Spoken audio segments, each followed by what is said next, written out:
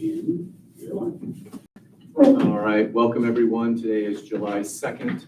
This is a special community council meeting replacing the June 17th meeting that could not meet due to quorum. I want to acknowledge frustration that caused the many guests that we had that evening.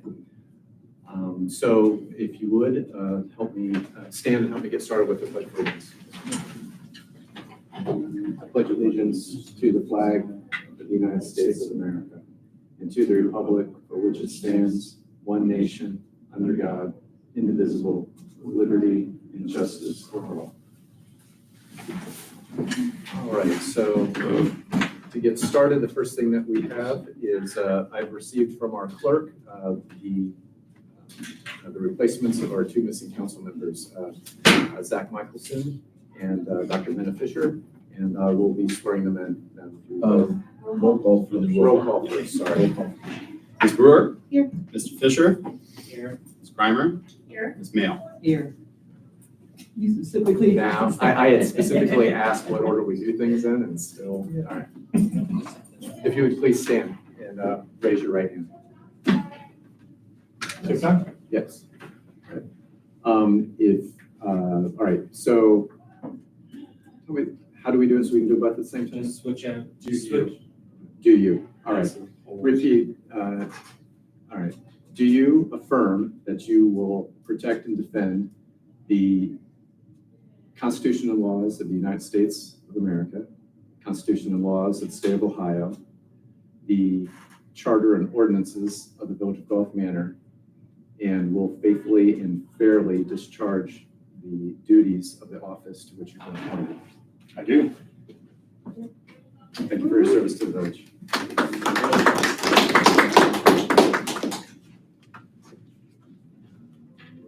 And so we also have the question of electing a vice mayor in the Village of Gulf Manor. Our council elects the vice mayor. Is there nominations for a vice mayor? Yeah, I'm happy to nominate David Fisher. I told him if he didn't want it, I'll take it, but it's next in line. There's our senior here, so. Any other nominations?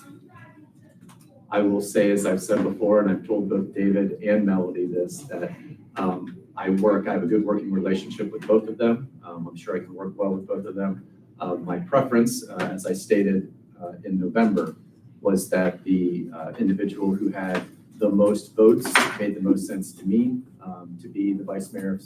Should my demise occur, that made the most sense for me from a Democratic perspective. I do have a great working relationship with both of them. I do find David hard to get a hold of due to his work schedule, which is understandable. And Melody always answers my calls. Are there any other nominations? So I think the motion is a nomination, so there would have to be a second. There'd have to be a second. Yes. Is there a second? All right. Roll call, please. It's going to be more complex. Okay, Realphabetize. right? Okay, Ms. Brewer? Yes. Dr. Fisher? Yes. Mr. Fisher? Probably bring cues. Yeah. You don't have to. Yeah. Well, Brett should probably abstain. Yeah, staying, yeah. Sorry. That was abstain? Ms. Grimer? Yes. Ms. Mail? Yes. And Mr. Michelson? Yes. Very good. Welcome, Thank Mr. Vice you. Mayor. I do not see that we have registered speakers who have showed up for today. My understanding is that they were able to speak with the council members that were present at the previous meeting. And without their attendance, I would ask if everyone has an opportunity to look at the agenda and if there's a motion to adopt the agenda as is or any amendments that need to be made to it. Motion to adopt the agenda as. I'll second that. All in favor? Aye. No objection, I'll take that as unanimous. We have to approve the previous council meeting minutes. This is from May the 20th. Everyone had an opportunity to look at those. Are there any amendments or a motion to accept as is? I have one, actually. The ordinance 24-2 was not passed. It was a second reading. We didn't have necessary members of council to pass it as an emergency. So it's on this evening for its approval and for its third and final reading. What's the edit that needs to occur? I would say instead of for approval, I would just delete that and say second reading. This is ordinance 2024-. 2, yes, sir. In the minutes, it does not say emergency. It says an ordinance to approve current replacement. Is that what you're talking about? That's correct. And then on the notes, it says for approval. It should just say for It should second just say reading. second reading. You're right, it doesn't say that, but It should just say for second reading. Correct. That's it. On the notes. It does say it for emergency on the ordinance itself, but tonight it won't be. Okay. Any other amendments needed? Suggested. Is there a motion to accept the minutes as amended? Motion to accept minutes as amended. Is there a second? Second. All those in favor? Aye. Without objection, I'll take that as unanimous. Sorry, who was the second? Yeah. Doing a couple of jobs here. We both did it.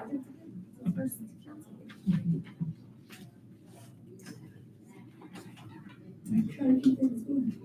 All right, Yeah. so Chief Meter is unable to be here, was unable to be here this evening for the rescheduled meeting. He did provide his,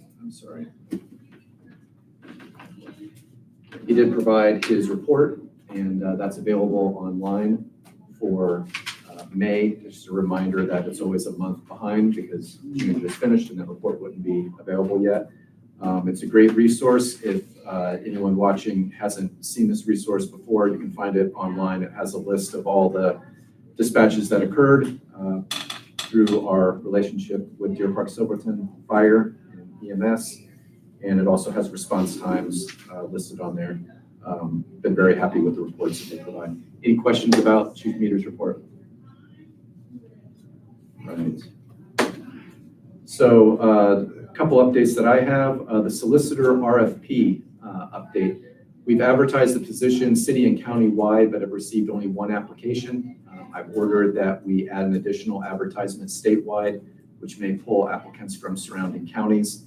I've extended the applicant deadline with this additional advertisement to the middle of July, at which point the administration and I will make a recommendation to council for the selection of village solicitor.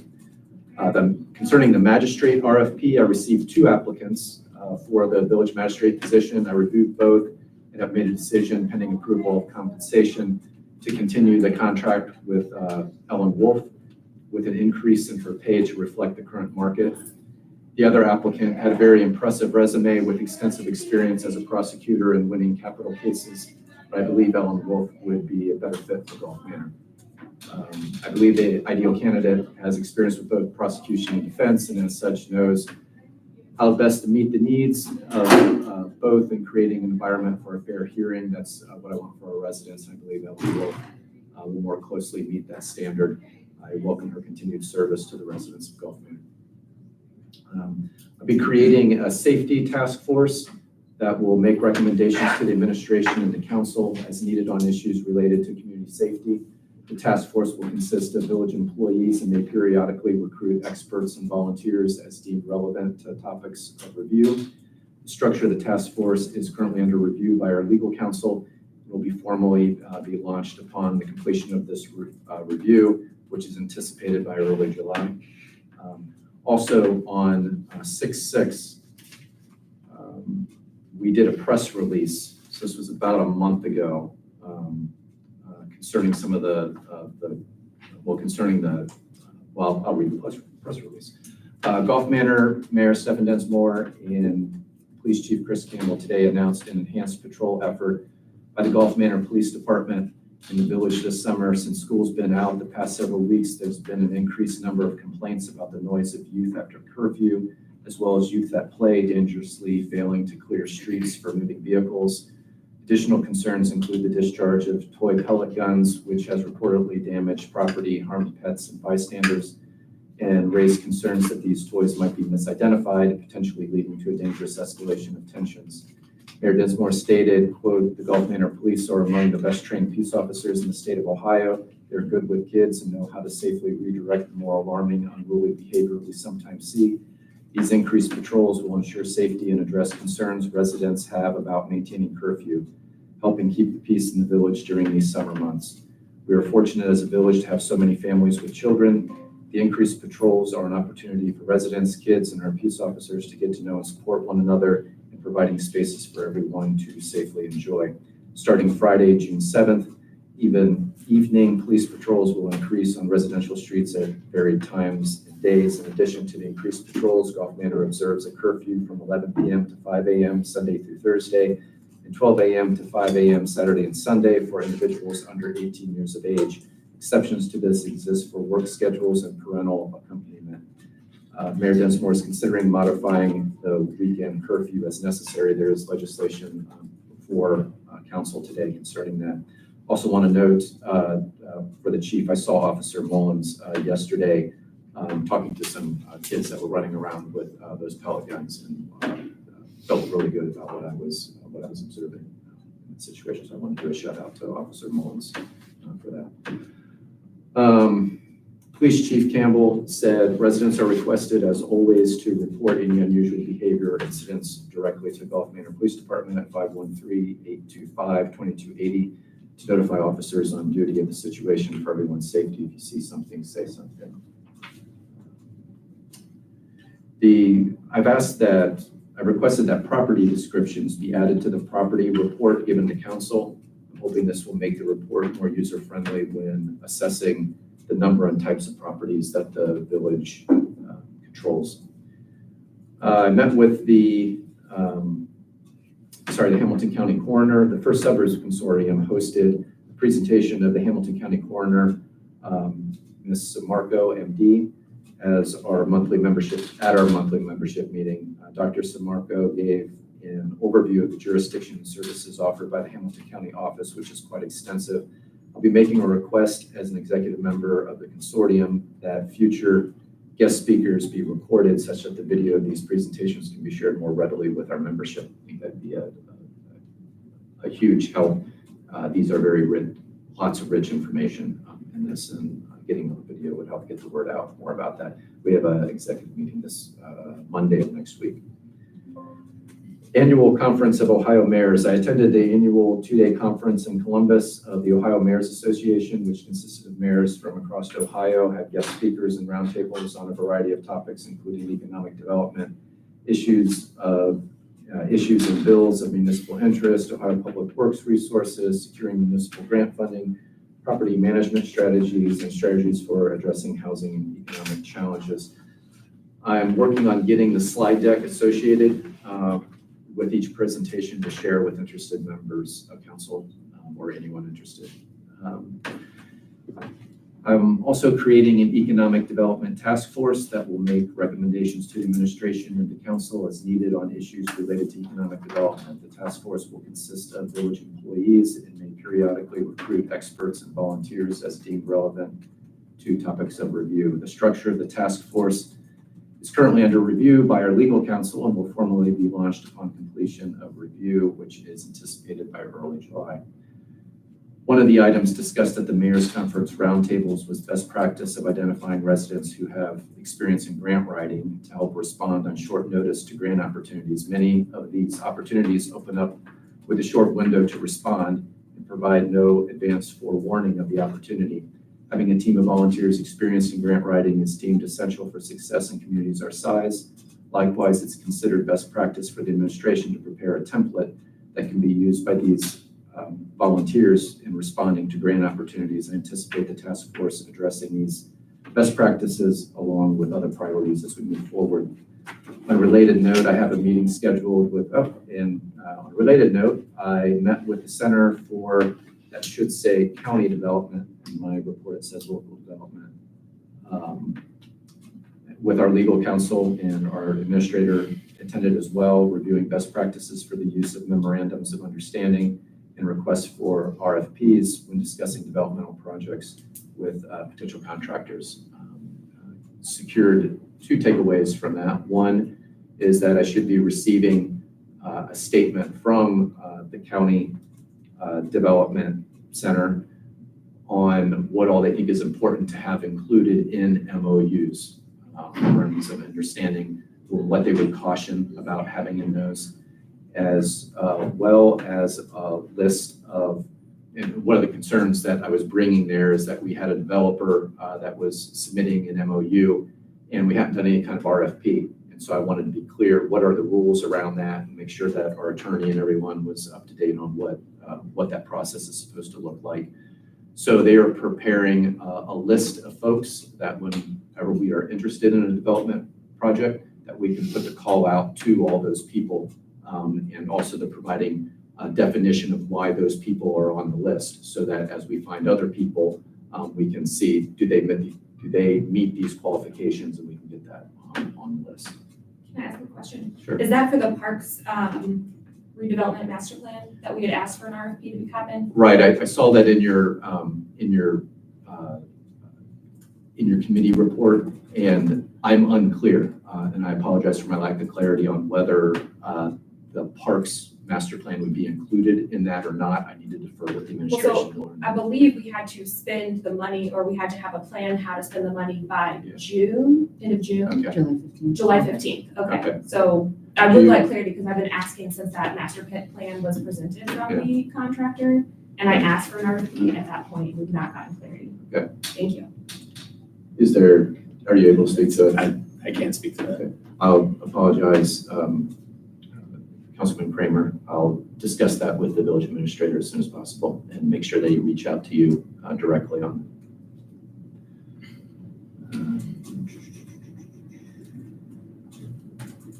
proclamations. So I have 3 proclamations that I submitted, or that I'm submitting for affirmation from council. One was 2024-5, acknowledging Juneteenth Freedom Day. The other 2024-6, acknowledging Pride Month. And finally, 2024-7, recognizing Rabbi Morrison's service to civil service, or yes, his civil service, particularly on young people. The text of those proclamations are in the council packet. If anyone is interested in looking those over, I would ask if there is a motion to affirm all 3 of those, or in the absence of that, if you'd like to go one by one, happy to hear that motion as well. I think it might be more appropriate to go one by one. Motion to affirm 2024-5, acknowledging Juneteenth Freedom Day. Make a motion to affirm number 2024-5, affirming Juneteenth Freedom Day. And I'll second it. All right, all those in favor? Aye. Without objection, I take that as unanimous. Thank you. 2024-6, acknowledging Pride Month. Motion to approve proclamation 2024-6 LGBTQ Pride Month. It's affirmation, just affirmation, as you said, approve. But, Whatever. all right, and there's a second. All those in favor? Aye. Is there a motion to approve 2024-7, recognizing Rabbi Morrison's service to the community and young people? So moved. Is there a second? I'll second it. All those in favor? Aye. Without objection, I take it as unanimous. Thank you. And that is all I have. One quick question. You are using the terms task force. Is that a distinction from committee? Yes, What's the difference? yes.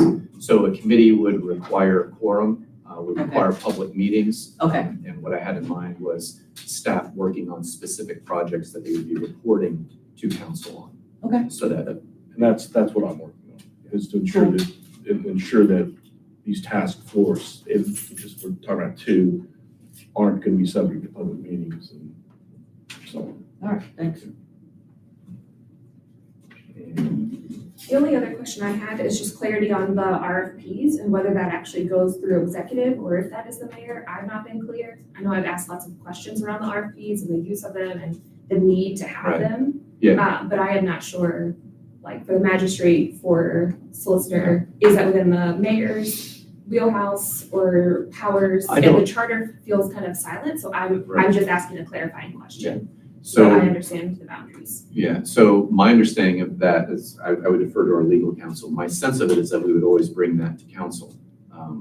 That it wouldn't just be a decision that's made by the administration, but I don't know. what Yeah, that- typically it is something that's run by council. So through executive or through the mayor to council? I mean, historically, the administration has prepared them and then run them by council.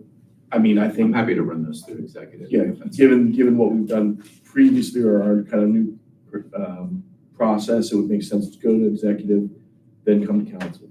Okay, thank you for clarity. Any other questions? And if not, I will, Mr. Hurth had a medical procedure and was released today. He has worked out real well. He's good. He's planning on returning to work tomorrow in his absence. Our fiscal officer will be presenting the administration report.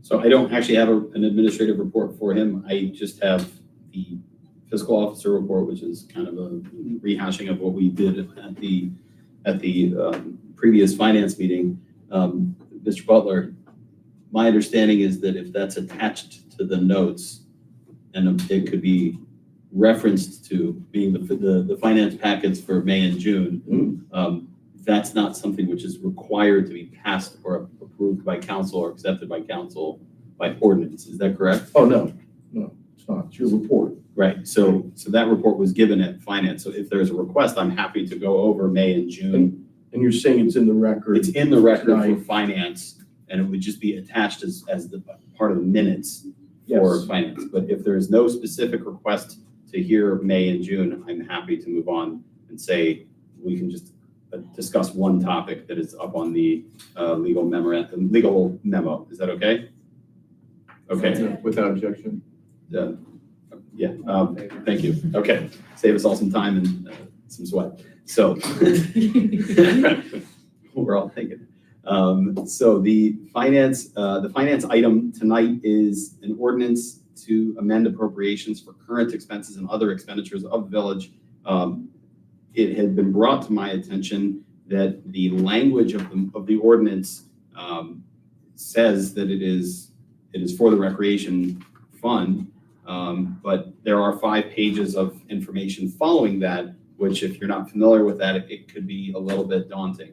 So the line item you're going to look at is on the 5th page under I think the second or third item there is 2071. You'll notice that the expected budget is 7,000 and the expected appropriations is a total of 7,000. That's the important piece of information that you want to be focusing on. Everything else is exactly the same as the last time we did appropriations in this body. The purpose of that is to allow the Recreation Commission to spend that money, which at this point, the $2,000 has been exhausted. Now, much of that money has been recompensed, I think is the right word I'm looking for. There have been significant amount of receipts. I believe for the year it's over 2,000 already. So this just allows the Recreation Commission to spend up to $7,000. That doesn't give them the money, it gives them the permission to spend the money. Where the money comes from, that's a separate conversation. So it should be very clear that's what the appropriations is. This does not give them the money, it gives them the permission to spend the money up to $7,000 for the rest of the year. If I can add some additional notes to that. Please. So with regard to where the funds are coming from, it has been well communicated in all of the recreation and community engagement meetings that we are self-financed until we seek out any type of sponsorships, which is a topic of discussion for the future. And at this point in time, that's not to say that it won't happen in the future, of having a conversation around pulling from general funds or reserve or something like that. But to be clear, this is not the discussion that is taking place right now. This is purely just allowing us to spend the money that is in there, the money that we have made off of events, and any other funds that we self-source and raise, which I will get to in my report a little bit later in the agenda. Excellent, thank you for the clarification. Any other comments? That's the end of my report. Excellent. Chief Campbell. Thank you. Scrambled around looking for these today because I had them last meeting. Wanted to make sure I didn't shred them. I have the mayor's court report for the month of May. I believe that was shared prior to the last meeting. Total to the village is $5,416. Total to the state, $1,277. $42 to the county brings us a total of $6,735. That's the end of the mayor's court report. Is there a motion to accept the mayor's court report? Motion to accept the mayor's court report. Is there a second? Second. All those in favor? Aye. Thank you. Second item I shared was the citation report for the month of May. Citations were up significantly over the previous months, in part because of increased activity with weather and people being out of schools. So there was 92 citations issued for that month. The most common were expired plates. There was some property maintenance stuff, so Mr. Brock was very busy. And traffic control devices is usually stop sign or red light. Any questions on that? Do you know how much, you said it was up, do you have an idea of like by how many calls or percent? the increase The was? previous month, I think the citation number was in the mid-30s. Oh, wow. So, triple. You tripled, yeah. Thank you. Sure. That leads me to the activity report for the month of May. There was a total of 197 officer-initiated details, things that the officers see, address themselves proactively. There were 239 calls that they were dispatched to. It was a total of 436 calls for the month of May. Excellent. Any questions for Chief Campbell? Thank you, Chief. Also, the juvenile issue, I know it's concerned a lot of people, including our officers. We did create a special patrol directed to deal with the individuals that are causing the problems. What we would do is bring in 2 officers that are off duty, bring them in on their off days, so that the regular scheduled officers can do their regular tasks. If we have an auto accident, the officers can be tied up for 2 to 3 hours while groups of kids are running all over. It's been very successful. They've made a lot of contact with the juveniles. There's been several juveniles cited downtown. What that does is that gets the parents involved, so they understand what's going on. That's an important step. Some children have had to be transported because of escalation and what they were doing, but we're seeing a big impact on that. I want to recognize it's primarily third shift that's been doing it. Officer Baird and Officer Ward have been doing a great job. One of them earned a nickname from some of these juveniles of the enforcer, because they already know that, oh, here he comes, make sure we're acting right. And it's also Officer Ammerman and Mullen. They've done the brunt of the work on this issue. They've done a great job. Chief Campbell, I have a question around, a long time ago, maybe last year, you all were talking about community policing, and that might not be the correct verbiage, but, a different type of building relationship and rapport with people in the community. Is that part of the approach with this, to actually be out on the streets, like sidewalks, walking, building rapport with the kids? Yeah. Or is it mostly from the patrol? Because I know we have bikes downstairs, but there was like a staffing issue, so we're not really using those. Right. No, that's our agency's approach in general. You compare this to maybe like a state patrol where their interaction is transactional. They pull you over, you receive a ticket, that changes your behavior. What our agency does is our officers all know a lot of our residents very well. We get to know who who's out there that wants our help and support. And we also identify where the problems are. A lot of times, once people realize that we understand who they are, where they live, their parents' schedule, things like that, that helps address a lot of these issues. A lot of times when we have serious trouble, it's people from outside the village that's coming through. But typically, we solve a lot of problems by interacting with our residents here. But are we also doing like foot patrols or, okay, so that is part of the strategy? Thank you. You're welcome. Wanted to acknowledge the heat in the room. It was a conversation that we had before the meeting started about having some issues with the cooler here. Wanted to let our guests know that there's water available in the fridge right across the hall. If it becomes too uncomfortable and you want to stay, we hope that you would stay. There's water available to help with that. So, any other questions for Chief Campbell? I have a question. I don't know if I could ask a question. Sure. On the basis of us having not very many people here, I'm going to go ahead and acknowledge, yeah. Okay, what's the percentage of the juveniles that are outside the village? Because I think a lot of them may be outside. Because I do a lot of work at Schroeder, so it's like, oh, man, at school, da, da, da, da. So are you finding that a lot of these juveniles are outside the village? Absolutely. Because, yeah. Yeah, we've identified a couple, maybe 3 of the main households Okay. where kids congregate. What we're learning is things were being discussed at school. A lot of kids from other neighborhoods come to these areas. Right. So, we interact with them. If we have to cite them or stop them on the side of the road and have parents come pick them up and do that, just so that everybody's on the same page. That we can't accept people going crazy and running through other people's yards and shooting at pets and cars. Right, because I'm thinking it's like kids coming outside, and then kids here, and coming inside. Yeah. Okay, I thank see you. quite a bit of that. Sorry, ma'am, would you mind stating your name Maxine Robinson, and then your address? 2441 Ardmore, ARD.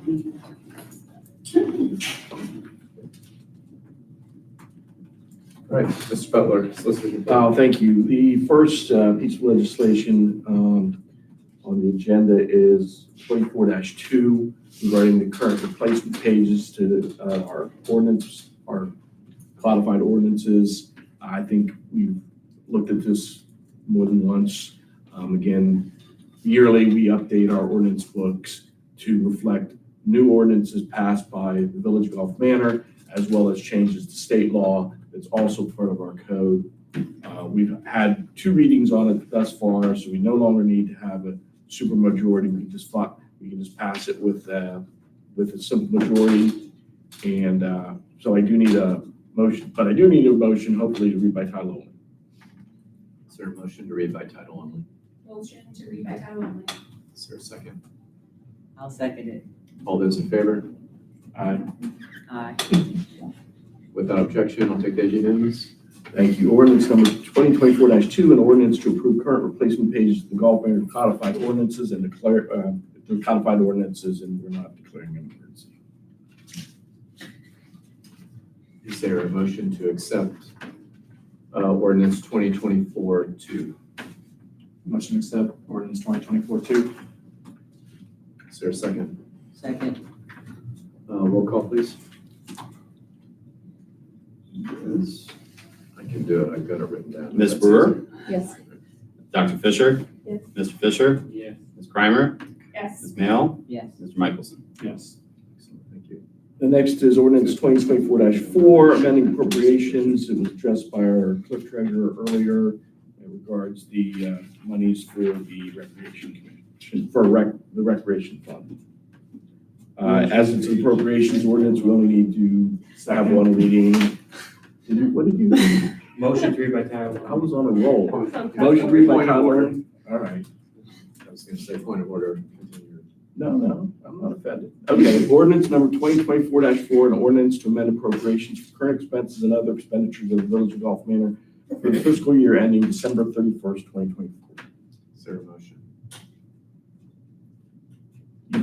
that was a motion to read by title only, right?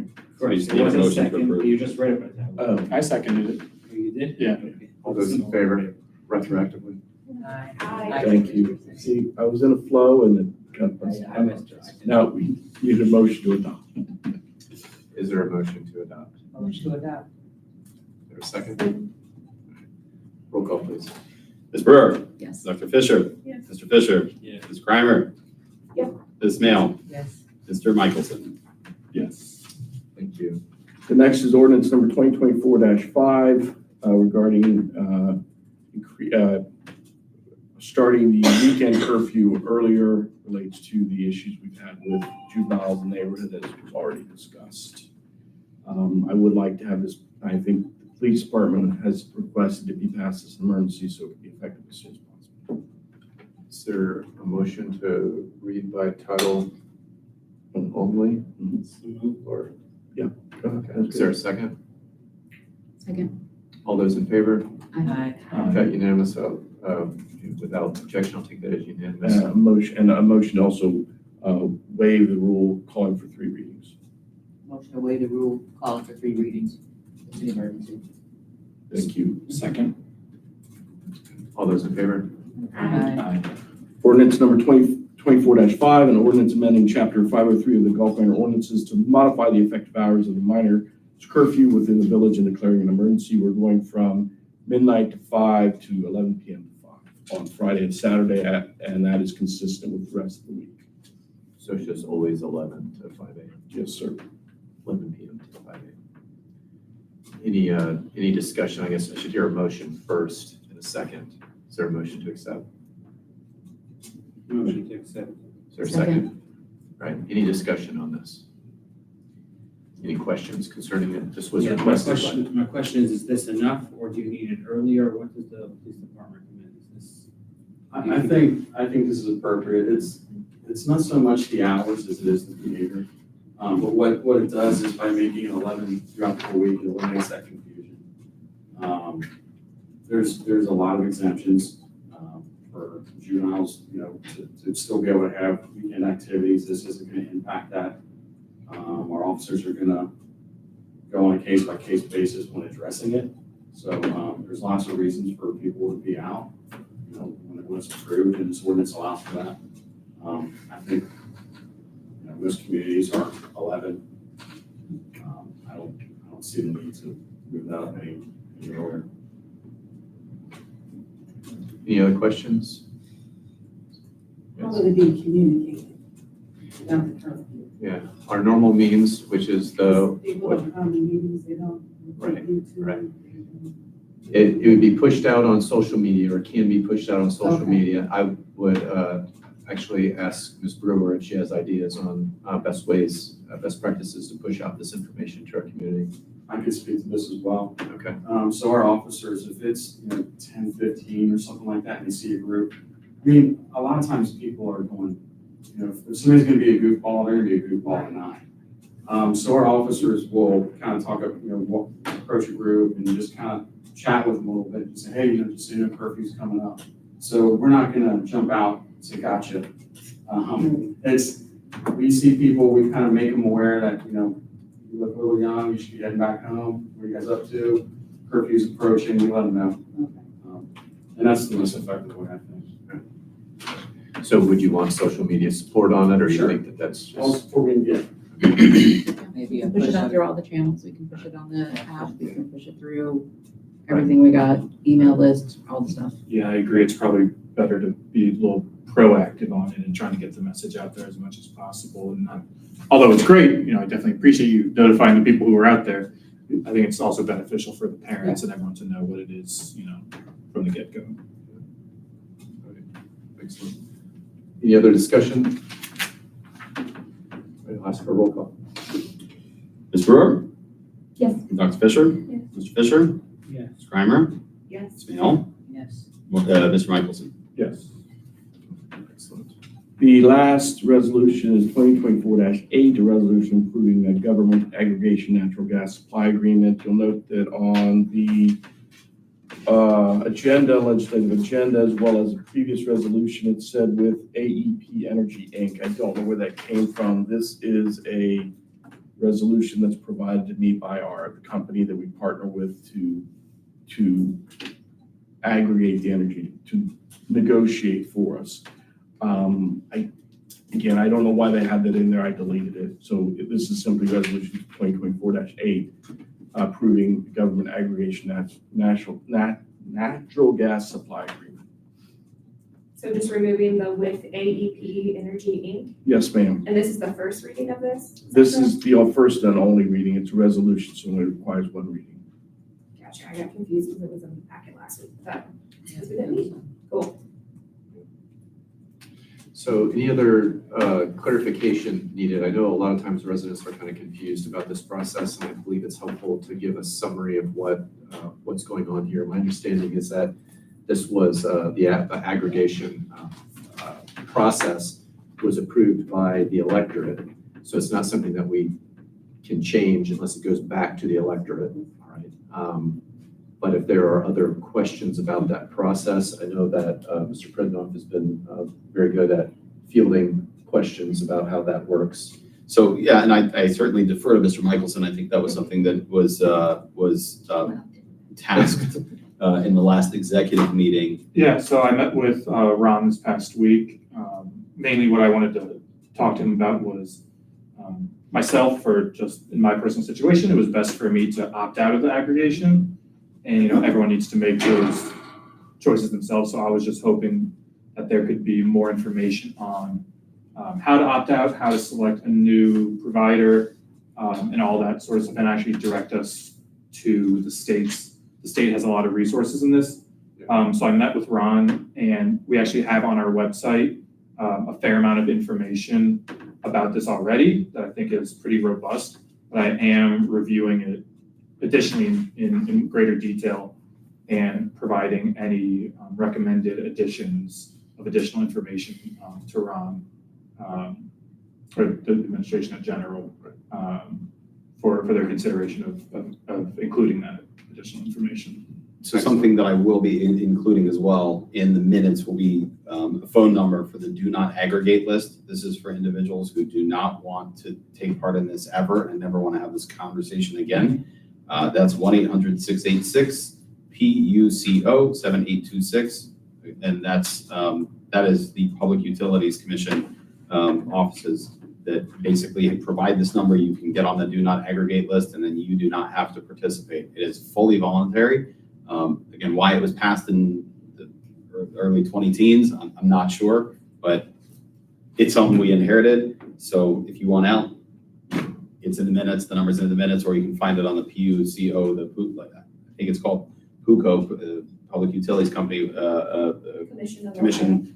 What is it? Public Utilities Commission of Ohio. Of Ohio, thank you, that makes sense, the O is Ohio. So again, that can all be found readily on the website, but I will attach that to the minutes. If we're putting information out there, I'll just add that the website to go to for the state of Ohio, in case you're looking at other providers or what your options are, is energychoice.ohio.gov. So that is where we can go if you want more information, and I'll be, any amended recommendations to Ron for our website. Excellent. In your review of the material that's already online, do we have, I'm presuming that we do, kind of like a step-by-step process of what you would be looking at specifically to help make a decision? Because I think a lot of times residents are like, how would I even know? Yeah, there isn't right now like a step-by-step of the type of things that are offered and the different contracts. But it actually on energychoice.ohio.gov, there actually is, I would actually almost, instead of us recreating that, I would almost recommend to put up something like any of these sorts of questions. You can refer to the state's website, because their website is actually very user-friendly. It's very easy to change your provider. They do pretty much, you fill out a form on their website and they do everything for you. It's very clear on the contract lengths, the prices, what percentage of that provider's electricity or gas comes from renewable sources. Each provider has different like package options. So one package might be 50% renewable, one might be 30% renewable. And Apples to apples, oranges to oranges, kind of. Yeah. Making sure that. Yeah, very- on that. Yep, very clear. And so I'll definitely be, referring, Ron to that website to possibly have more information from there. But I haven't gone through every single piece yet. It's still kind of a little bit of a working process. Right, we just got it last week, 2 weeks ago. Yeah. I think also if there's a desire for this, we could draft a newsletter article to be included in the newsletter. Yeah. The next one, and it could just be, referring folks to this, but giving them a little bit of a narrative around it, if that's something that's helpful. Yeah, there's some like additional information that is actually really important that if you do opt out and select a contract that is a time frame contract, summer month to month, summer time frame, that if your contract goes beyond the date of our new aggregation, that like the date of that it goes into effect, that you aren't in that new aggregation because you still need to fill out your contract. And so you kind of need to align your contract with the next aggregation date. So it gets a little bit complicated, but we'll try to get as much information up as we can. Appreciate that. Any other questions or discussion? Do we have a motion already? Nope. I need a motion to read by title only. Is there a motion to read by title only? Motion to read by title only. Is there a second? I'll second it. All those in favor? Aye. Resolution number 2024-8, a resolution approving a government aggregation natural gas supply agreement. A motion to adopt. Do we have a motion to adopt? Motion to adopt. Is there a second? Second. Roll call, please. Ms. Brewer? Yes. Dr. Fisher? Yes. Mr. Fisher? Yes. Ms. Kramer? Yes. Ms. Mayo? Yes. Mr. Michelson? Yes. Thank you, everyone. Thus concludes my report. Thank you. Ms. Kramer, Executive Community Report. Yeah. Executive Committee. We completed the annual review for the village administrator, so thank you for everybody who participated in that process, and to the executive committee for helping create the actual process, and solidify that. So now that we have the review portion done, the mayor and committee member and the administrator are gonna work on creating objectives, for the village administrator for the next year. And then those will come back to the executive committee to review. So we're all clear, there was not a clear process, there was not a written process, there was not a standard process that was followed. So part of this is also documenting a process to go forward. So that we'll be doing that once we complete that.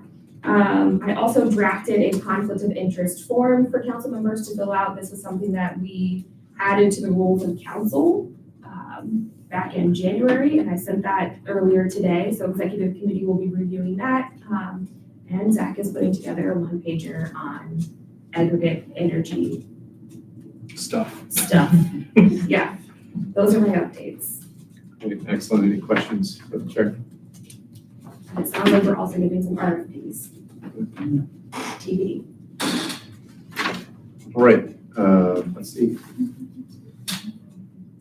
Planning Commission is scheduled to next meet, or is not, pending any business, I guess. So no pending business right now, so we'll let you know if that changes for Planning Commission. Community engagement, Ms. Brewer. We had a very successful Juneteenth celebration earlier in June, resulting in roughly a $1,200 profit to the Recreation Fund.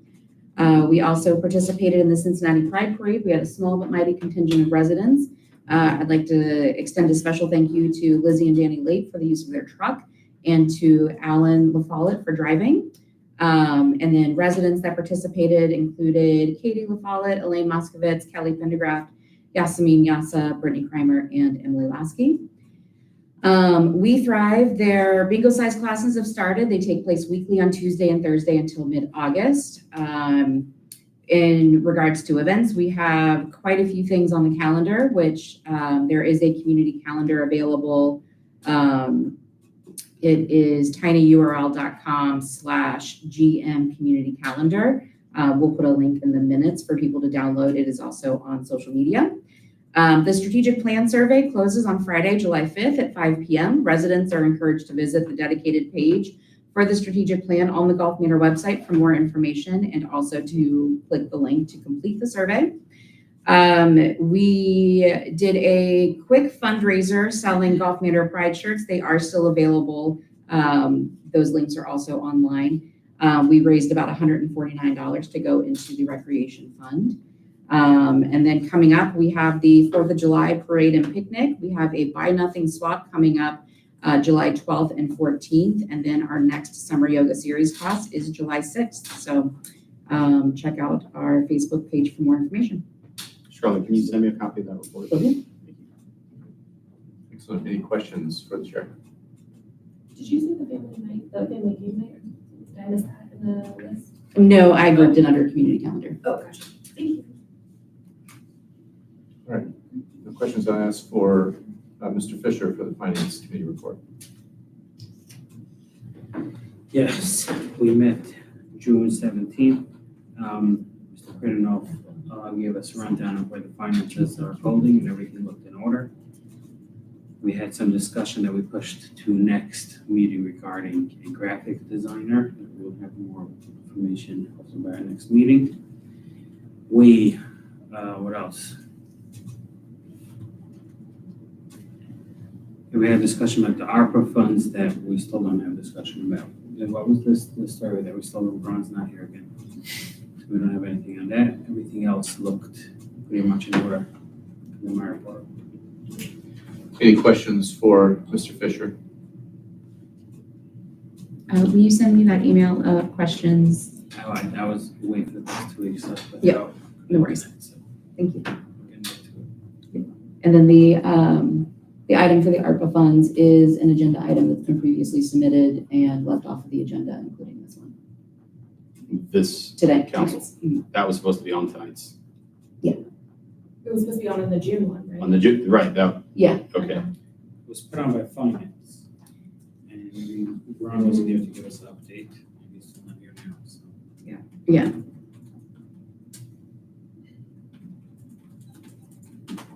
All right, so I'm clear. At our full council meeting this month, the regular council meeting. It should be put on by finance and by full council. Okay, all right. Any questions? And there are links included in the agenda memo submitted that is online for public record to research what the approved expenses would be. Say this one more time. There are, in the agenda memo, listed as ARPA funds that has been previously submitted, there are a number of links for the public as well as council members to review to see what expenditures are qualified uses of the ARPA funds. And the discussion would be to, what would we like to use these ARPA funds for? Could you remind us what meeting that actually made it into the attachments on? It is under the section of committee reports and agenda notes. It is under the council 520, under agenda notes, ARPA funds, agenda memo dash ARPA funds 52024.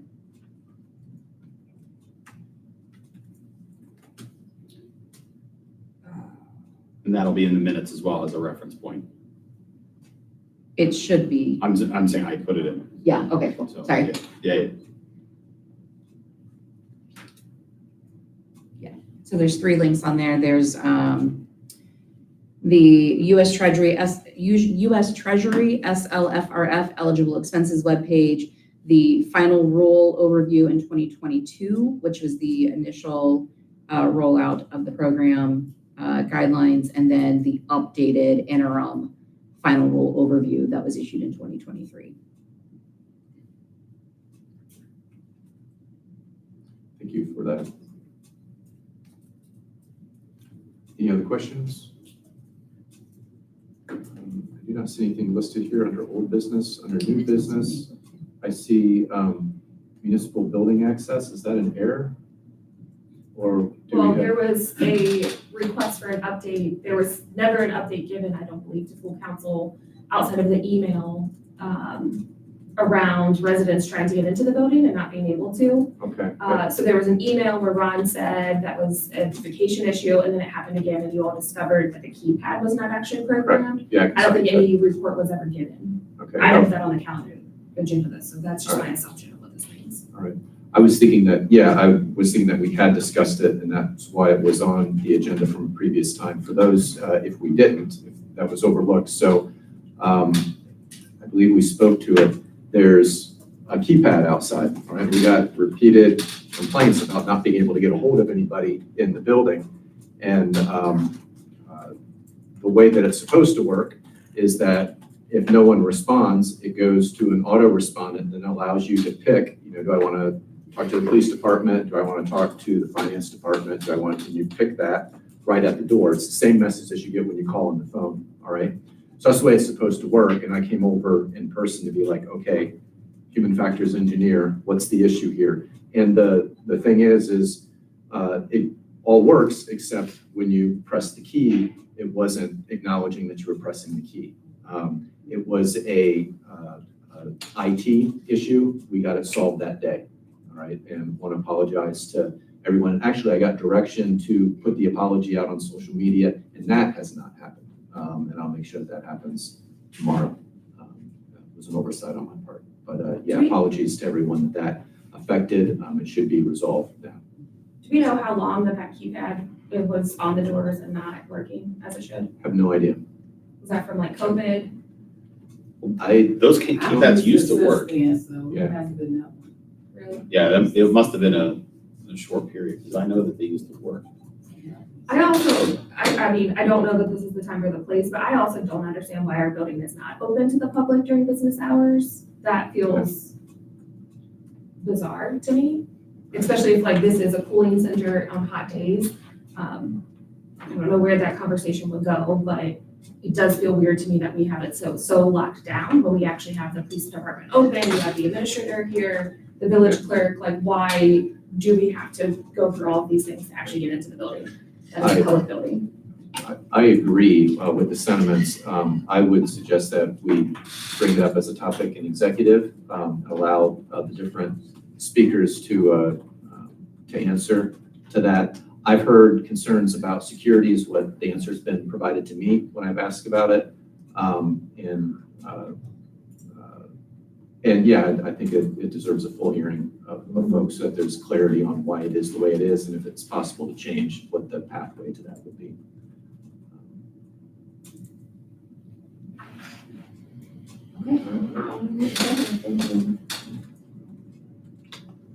Let's see, so as for announcements, let's send a list here. It's supposed to be up to date. Apologies. Here we go. So Monday, July 8th at 6 p.m., we have our executive committee meeting. At 6:30, we have our finance committee meeting. At 7 p.m., we have a public hearing on the 2025 tax budget. 7:15, we have a public hearing on Stover Avenue property condemnation. At 7:30, we have our full council meeting. Tuesday, July 9th, we have the Human Rights Commission meeting at 6 p.m. On Wednesday, July 10th at 6 p.m., we have the community engagement and recreation. Those are the events that I'm aware of that are coming up. Any others that council would like to make folks aware of? 4th of July. Oh, duh, right? 4th of July, day after tomorrow, we have a parade that starts at 9, is that correct? It starts at 11, there we go. Glad we're covering this. Starts at 11 and, yeah. I just want the opportunity to talk to everyone. I'm gonna be down there at 9 if anybody wants. Step off is at 11 a.m. at Santiville and Fremont. Very good. July 12th to 14th. Do I know if you know what? There's a picnic hosted by, is that the Gulf Manor Synagogue? Or is there the hot dog picnic at noon on Thursday? Is that who's hosting it, Gulf Manor Synagogue? I know. Or is it No, it's privately. privately, anonymously? As of now, no, that's somebody. Okay. All right. So free hot dogs in the park at noon following the parade. Excellent time. We enjoy it every year. So, any other announcements? Free kosher hot dogs, I should add. Yes, go ahead. What's the ordinance on fireworks? So I had some big ones. Chief across Campbell, the is street that, from me, so they were like popping over my roof. And I was like, oh, these are big fireworks. Without any permit, right? So I need to feel like it's. They can purchase it, but you can't utilize it. Only the weekend before weekend, and the day of, and I think the weekend after of the holiday is allowed to do it, otherwise it's. isn't that ORC? Yeah, Isn't that ORC. Right. Yeah, that's a Ohio, like that's a state of Ohio ordinance was allowed. So it's like, Yeah, But only weekend before and day of, weekend after it's also. so The I weekend just, before and after. And the day of. I just think about the vicinity of how they're being popped. So, I know so much wood, but it's just popping it, like where they're gonna pop them Are you talking about private individuals at. or? Yes. Well, they're not allowed to set them off at all. No, they changed it last Yeah. year. Change. Really? Yeah. Fireworks, the big, I mean, the big, Any fireworks for July. yeah, really? We addressed it, it's dangerous. okay. But we can't chase them. And when it gets to this holiday, people are setting them off. But when it's like, we see them near vehicles or structures, we address it. Okay. I'm just, sorry, this just stuns me. Are you saying any commercial firework can be set up in Ohio by private individuals? The ones that you could buy. You Pardon? can't buy the ones. You can buy some pretty big. You can buy some pretty. Indiana, right? Shelton. So for clarity, that means on July 4th and then this coming weekend. Is, well, yeah, moving forward. I believe there are some guidelines about how close it can be shot off from buildings and Yeah, from, that's. I hope so. I think there are. So, Yeah, any concerns about that, as you were saying, dangerous, contact the police department, because they can address that. definitely would recommend calling dispatch at 513-825-2280. I'm full already. I don't want to, I prefer not to say. Absolutely. Thank you, everyone, for your service. If there's Motion to adjourn. anything else, I'll ask for a motion to adjourn. Is there a second? Second. All those in favor? Alright. Thank you, We gotta everyone. keep the heat up, man. Yeah, Get it's out just- here it's in just an real hour. warm. It's real warm. We got done quick. Okay, so what happened? Y'all appointed people? Yeah. I didn't know how to. I'm okay with it.